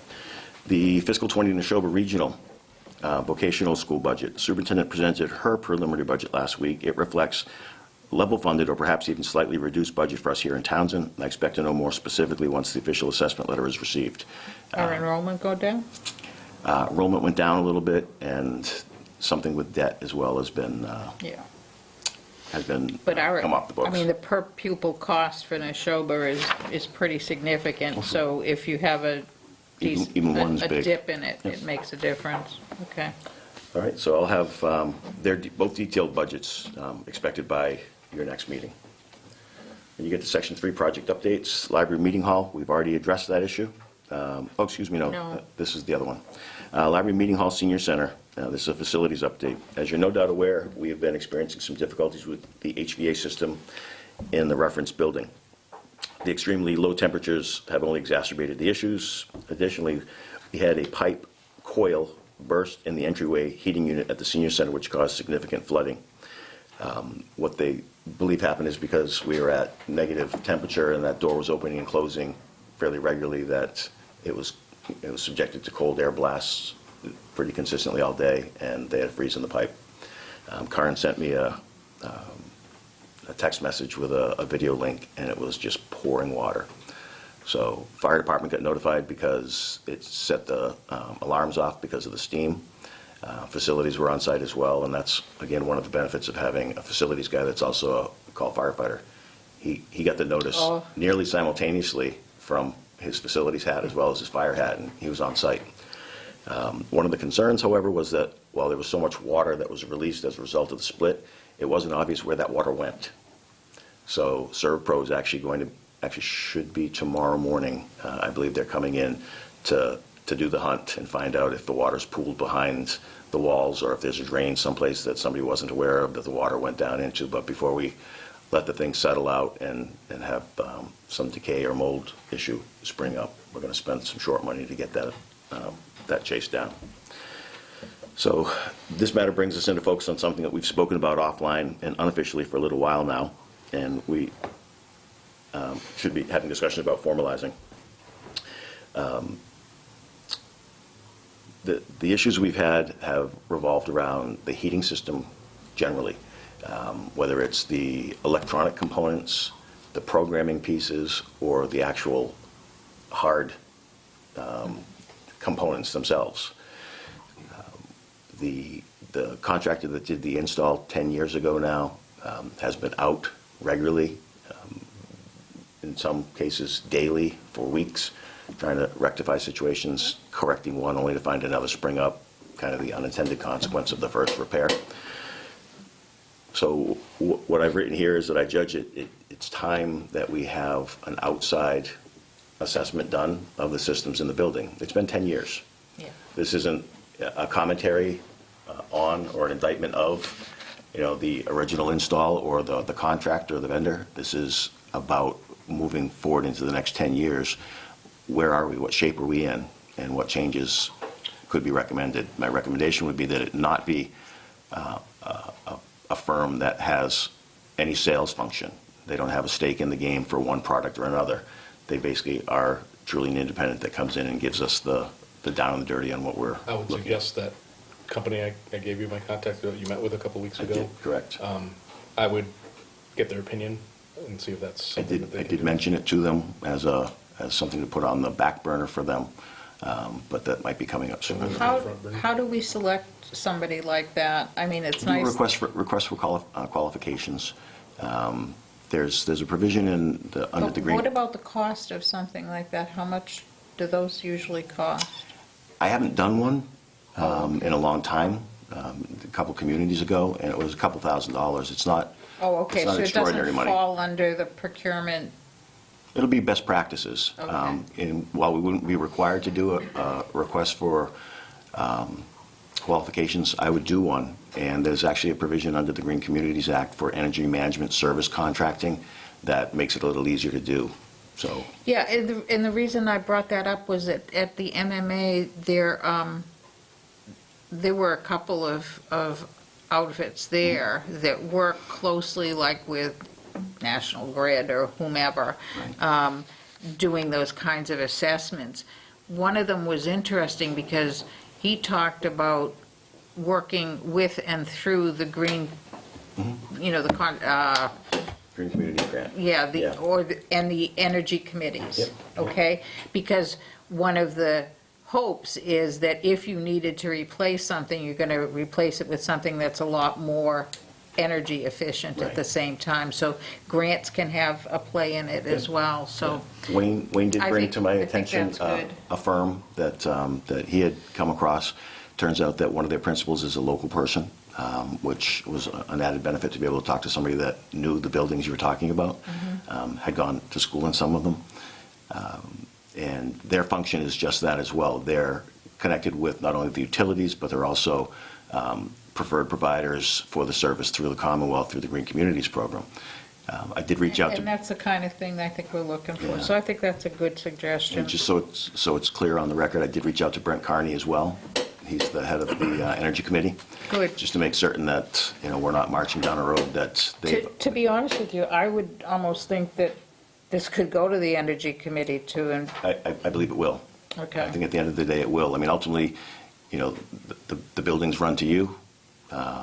They're your committee to take up that function. So that's why I reached out to Brent to make certain that it's nothing that they've either begun or that there aren't grant opportunities that they're already aware of. So we'll coordinate the next several meetings with Good. Brent.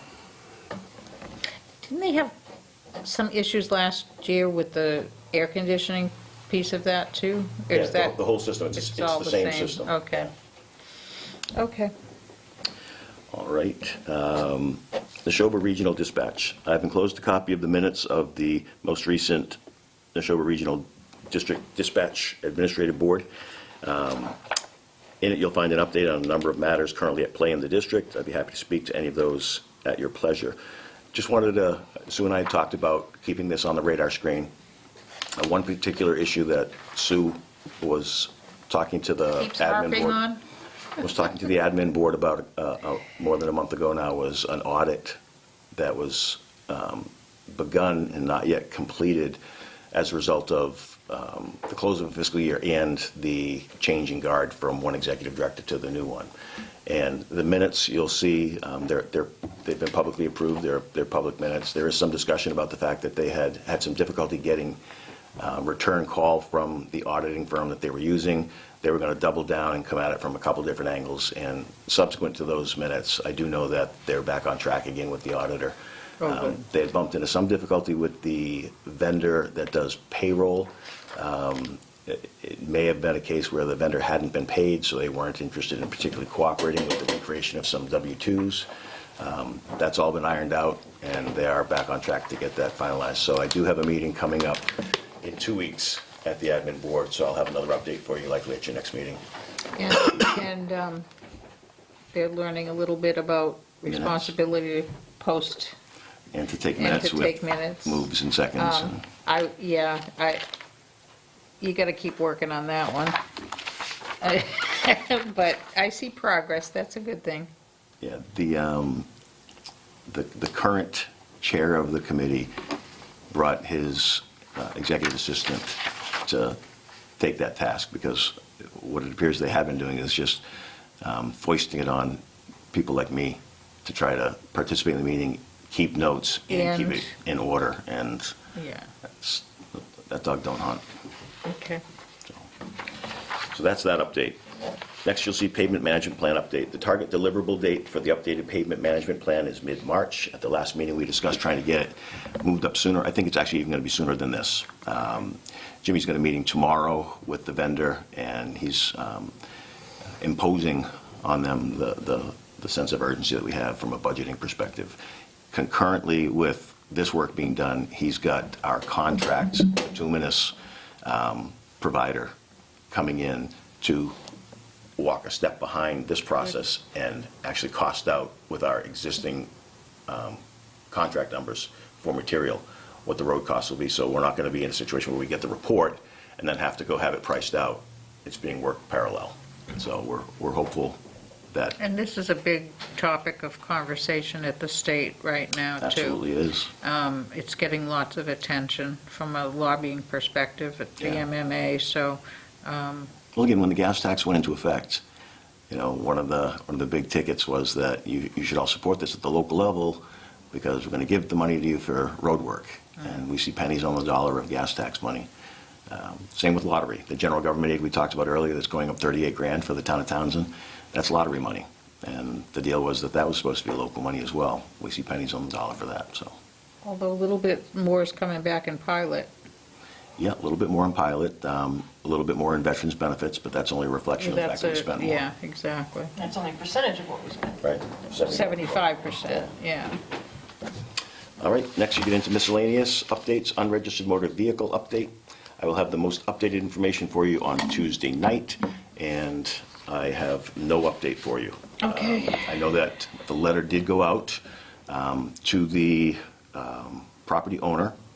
The letter went out and said that the tenant had come in and informed the board of the specific details regarding the number of vehicles, which ones were registered, which ones were not, made commitments to have one that's not registered within 30 days, and the two that were neither registered nor titled removed within the 30 days, and that the board was granting that grace, but ultimately letting them know that as the property owner, this falls They're back the on ones that are them. going to get, okay. So we've not heard back from the property owner, but we do have, that information was conveyed after your last meeting.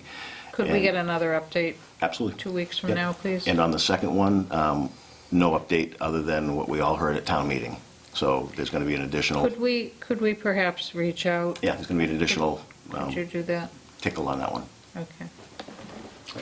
And lastly, B, Cable Corporation and Extension. As reported at the last meeting, we finally secured a responsive counsel to assist the Cable Commission in its work toward the creation of the nonprofit Cable Corporation and the long-awaited system expansion project. Pending final scheduling details, council will be in attendance at your next meeting. It looks like it might not be your next, but likely the one after. But today, I don't know if the entire board was copied or just Sue, but Kate from Mead, Talaman, Costa sent out a pretty detailed email with a bunch of attachments Yeah. that referenced other charters for nonprofit cable corporations. So Yeah, she's it was prepped. scary. It is, which is why this is something that they specialize in. So she's set to hit the ground running with you at ideally your next meeting, but it looks like it might need to slide to the one after that. And we would invite the Cable Advisory Committee members to come to that as well, so they have access, so everybody's sitting in the same room at the same time, hearing the information. And if we need to, I don't know how the rest of the board feels about that, but if we need to, can we address first the extension part? Sure. That seems to be the hotter button Sure. right now. Mhm. Okay? Absolutely. Does that make sense? Yep. Is it possible to get a copy of whatever that document was? Here, I'll give it to, I can email it even. Email would be Yeah, better. yeah, I can flip the email to you. Yeah, thank you. That was yeah, the it last just of mine. came, it just came today. So that's the end of my written report Thank you for for the that. board. And I think you addressed the questions that I had too, so.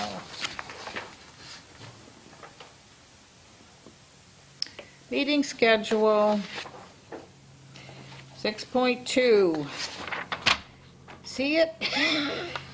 Anything that's not good? The Tuesday, the 19th, I'm out. Me too. So I guess we're not meeting on the 19th.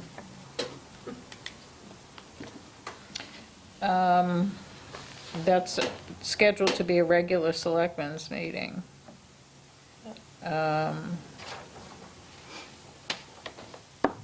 What do you want to do?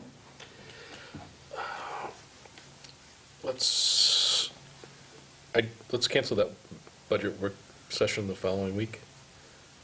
See what we can get done in the meantime, and see how far we get. I don't know how many, I guess my question is, Okay. I don't know how many work sessions. Are we'll you need for saying, budget. are you saying tentatively make March 26th the next regular Board of Selectmen meeting? if there is sufficient business. March 26th? No, February 26th. Oh, Hold on. If I. You said, I mis- yeah, because I'm looking at the wrong Well, place. I didn't Where? realize it was I was looking down as well, so I meant February 26th, the week after. So February 19th is out. Is that what we're hearing? Yep, will Okay. not be here. And February 26th, potentially a Board of Selectmen meeting? Either that or we flip-flop the 5th. I guess that's going to depend on what we have for business, too.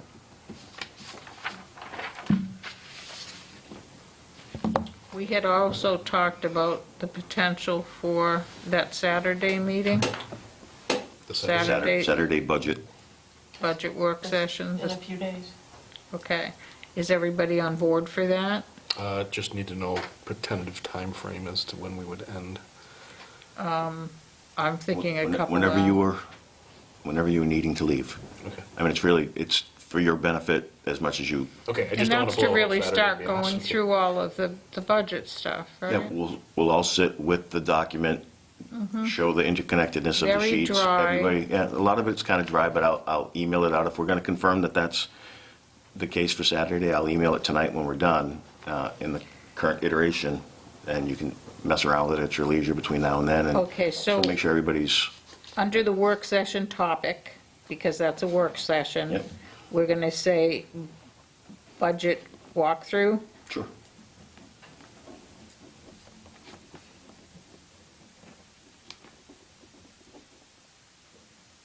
And so I'm going to put a C on that one and say that's confirmed.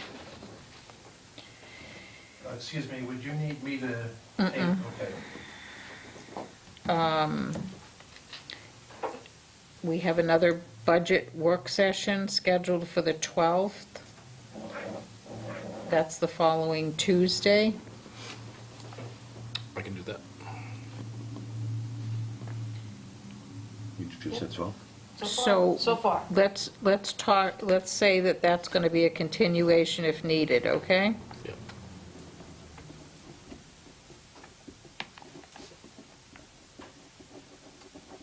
And I put a C on that. We're crossing out the 19th. Can we double up on the Board of Selectmen then? And make that February 26th a regular Selectmen's meeting? As of right now. And we'll be bringing the town clerk, fire, EMS, and highway in as well. Yeah, that would move down. So that's a reschedule for those guys?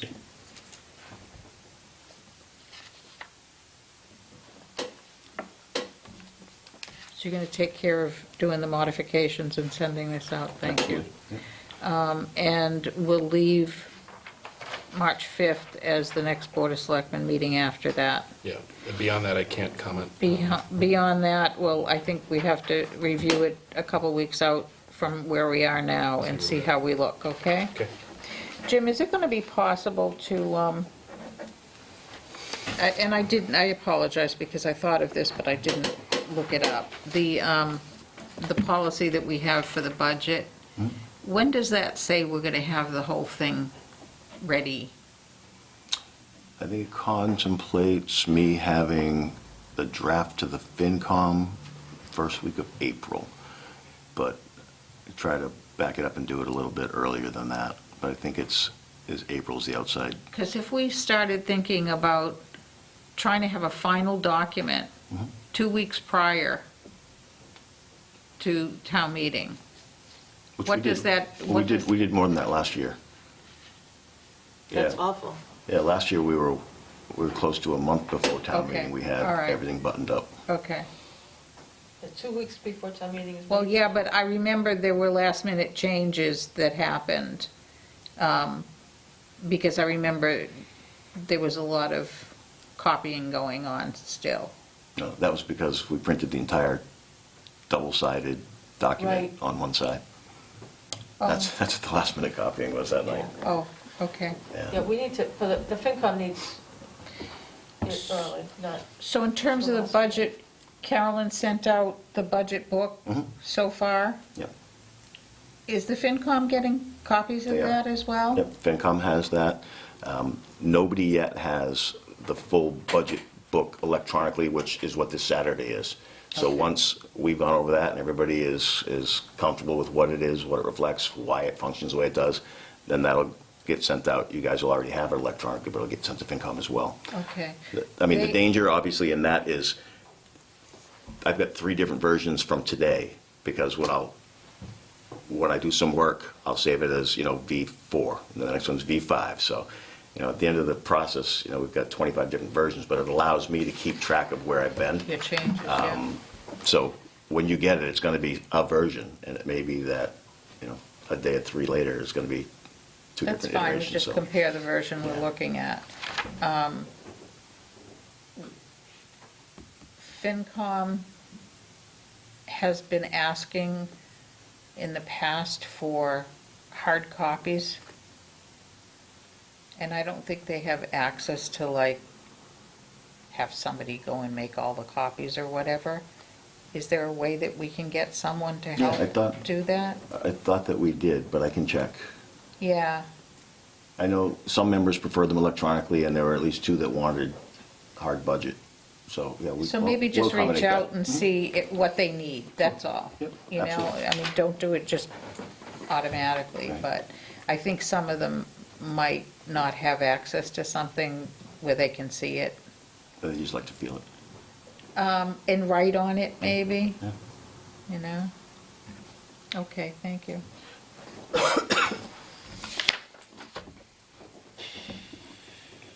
Announcements, do we have any? Nope, Correspondence? nope. Jim, we don't have anything to Negative. go over? Nope. Approval of meeting minutes, January 8th and 22nd. Move the board approve the meeting minutes from January 8th and 22nd, 2019. Second. Moved and seconded, discussion. Nope. All those in favor? Aye. Aye. 6-6. I move the board review and sign bills payable warrants outside of session. Second. Moved and seconded, all those in favor? Aye. Aye. Are we doing this? We are doing that, yes. One quick thing, Can we make it quick? yes? Okay. I move the board move into executive session pursuant to General Law C30A S21A3 to discuss strategy with respect to collective bargaining litigation if an open meeting may have detrimental effect on the bargaining position and litigation position of the town, and the chair so declares. Regarding Normanton. Do I have a second? Second.